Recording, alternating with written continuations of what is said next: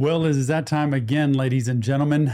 The man himself, Scrim, aka Lonely Boy, aka Runaway, is back. The album of the year is here, but it's not here yet because we have a single that's come out. Cortisol is the name of the song, and I cannot wait for this 3-hour album that's about to come out. This guy has been a lot to me in my life, and I appreciate everything that he's done.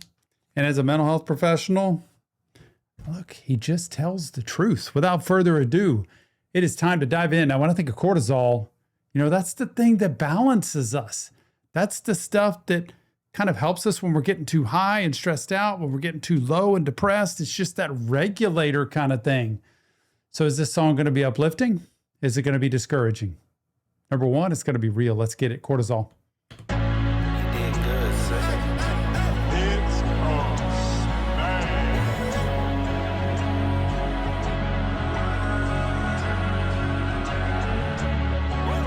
Come on, Scrim.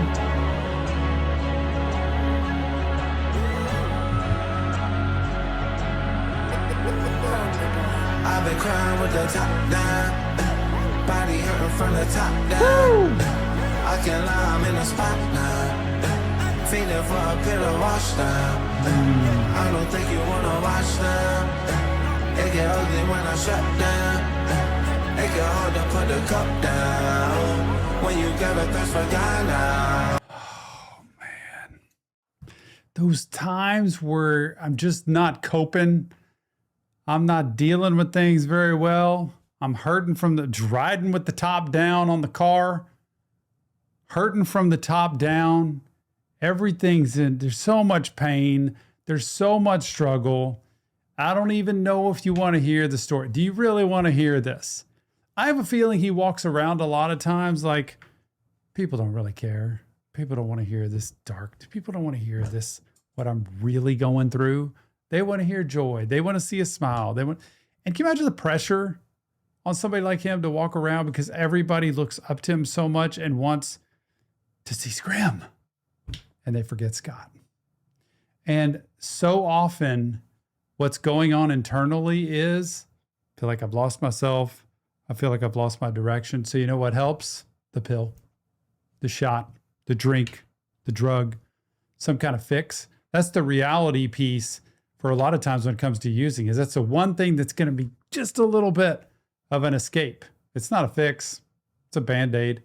You're going to need more of them, like he talks about all the time at the end of the show. But look at this. When you got a thirst for God now, sometimes it can be harder. By the way, all of a sudden, finding God and having a relationship with God in your life doesn't make all your problems go away. In fact, sometimes it can make it feel worse because I've got a thirst for God, but it hasn't fixed everything. In fact, it's made me deal with more struggles honestly in life. He's now having to deal with sober, honestly, and not make excuses anymore. Get hard to put the cup. Man, it's hard to put the cup down, y'all. It get hard to put the cup down when you got a thirst for God now. I've been rapping by my lonely. Now that Lonely everybody boy. know me, but nobody really know me. Oh! I've been running out of homies. Cortisol through my body. Woo! Oh, I can't trust nobody. No. Daddy say you never call me. No. Cut the lights off, it's a party. No. Another reference to Dad. You notice how often he says in his songs a reference to his father. And you're not calling. I don't hear from you. Well, first of all, I'm going to tell you it's a parent's job to reach out to the child. It's not always a child's job to respond to the parents. I hate to say that, but as a parent myself, it's my job to pursue my children. It's my job to show love to my children and to let them know it's not their burden to have to be here for me. And mentioning his history with his family, I don't know how much, I don't know the entire history, but I think there's been a lot of addiction. I think there's been a lot of dysfunction. I think he probably grew up in a dismissive attachment state with his parents, kind of like just get over there or you don't really matter kind of thing. Parents do the best they can. It's nothing against parents. They do the best they can with what they have.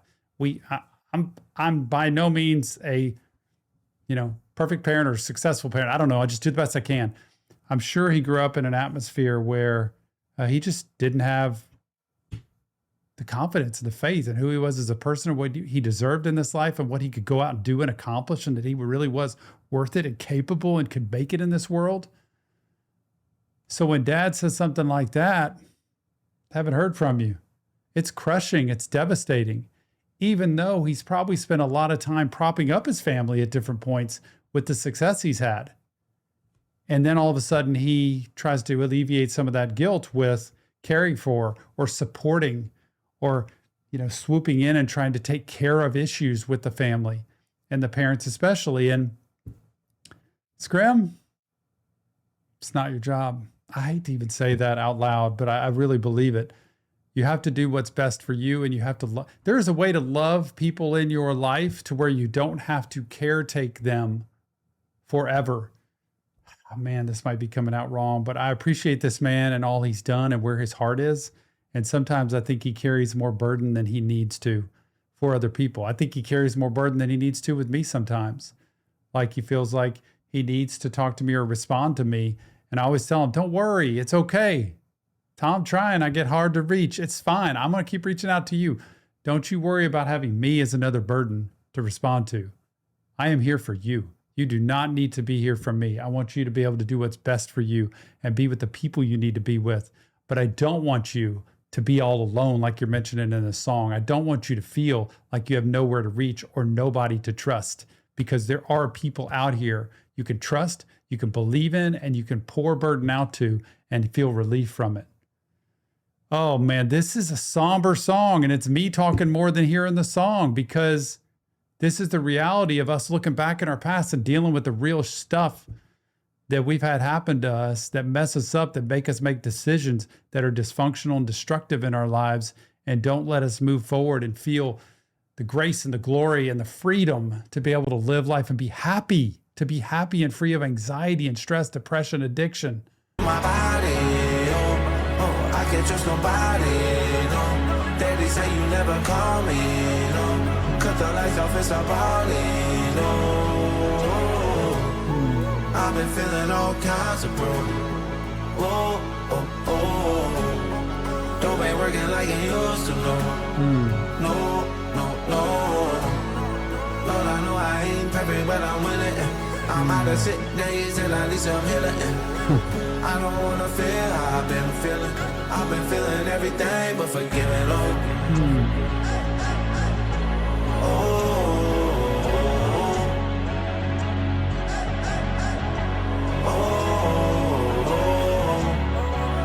I'm not worthy, no. This is a real contemplative song. This is a song that makes anybody who listens to it, because if you want to listen to it for the upbeat, the vibe, the beat drop, you're not going to get it. This is one of those of let's just start out. This is what I tell people in therapy. A friend of mine said, I want you to talk about what you don't want to talk about. This is stuff he don't want to talk about. I don't want to talk about this. This is not fun. Not feeling worthy. Not feeling like you have anybody. Not feeling like you deserve. So fun for anybody. But it's important to get it out. It's important to talk about. Because deep down, what's the point? His therapy is his music. He writes, he pours it out. I'm not going to care what other people think, but this is his journal. I think we should pay attention.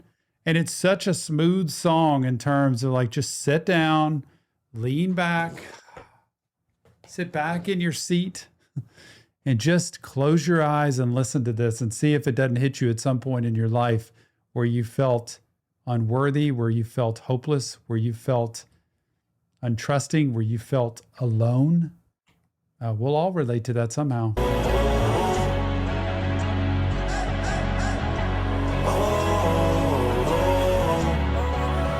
not worthy, no. I'm not worthy, no. But still you love me, Put my faith in you, Lord,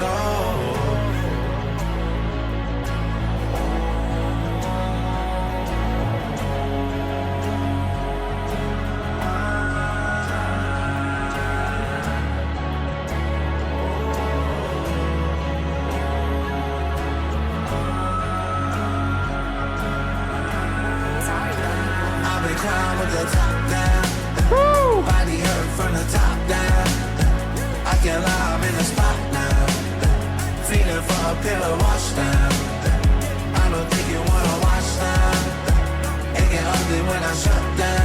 This just brings it to a whole nother level when the beat drops and he just goes into this amazing shift in the music into the same verbiage that he started the song with. And I tear up because he mentions God and I'm not worthy, but you still love me anyway. You still love me anyway. And so many people take from this guy. So many people want and grab and pull at things from Scrim. And hardly anybody gives. And it's maybe time to give to him. Recognition, appreciation, space, to give just time to breathe, prayer, hope for him to have a good life, and just know that he'd give the shirt off his back to anybody. I mean, I've seen it. I've seen his heart, and he deserves so much more than he has. He deserves so much more peace than he has. And I want you to know that too. If you're in that spot, you don't have to stay stuck in this, that it's going to be here forever. And when he says, God, you love me anyway, he's acknowledging that. Man, that beat drop tying into the same words he started with. Listen to this.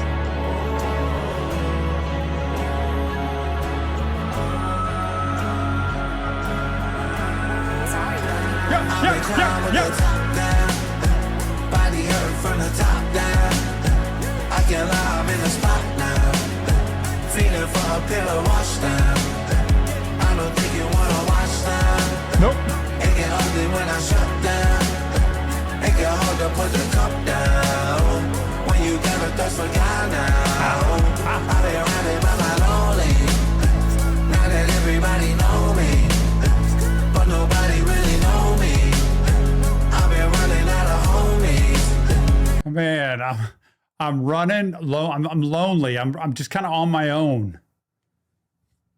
Everybody thinks they know me, but they don't really know me. I'm running out of friends. I'm running out of people. Do you know the healthier you get, the fewer and fewer people there are to kind of circulate with?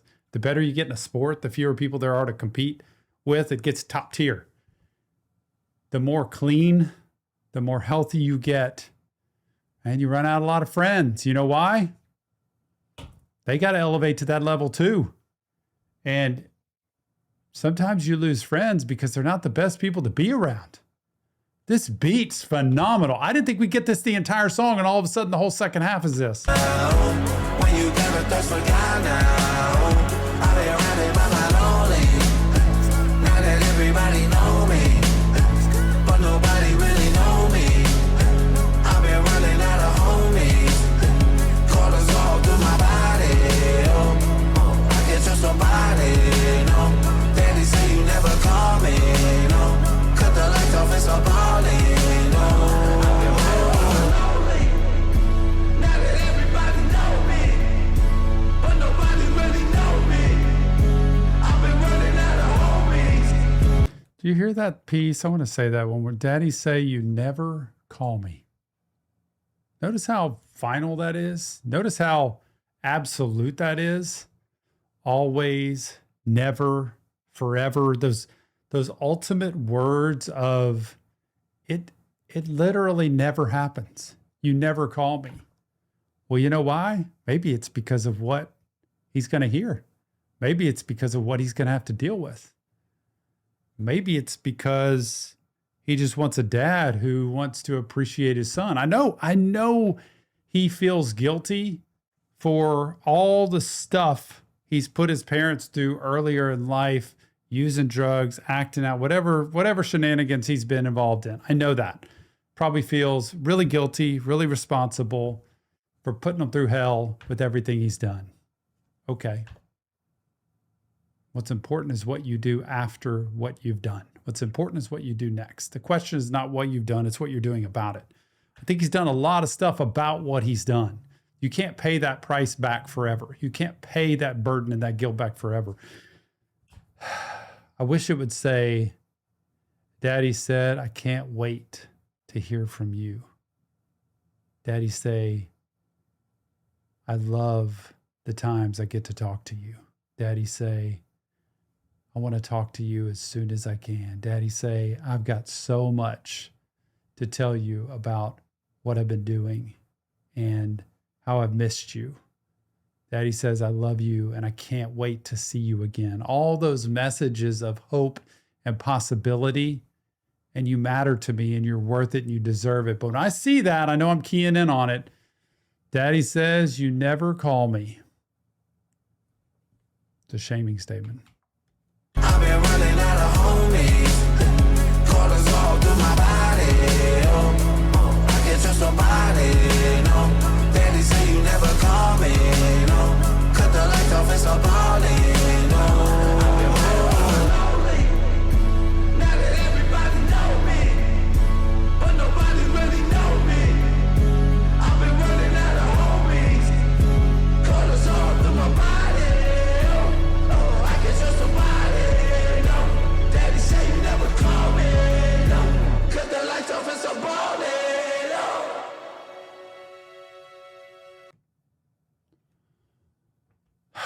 Lonely Boy, Scrim, Cortisol. I don't even know what to say other than I really like this song. Number one, because it started out like, okay, this is just going to be sad, depressing, regular. And then he fires that beat in there to amplify everything that he said in the beginning. And the line I heard most in that song repeated, especially at the end, was Daddy say you never call me.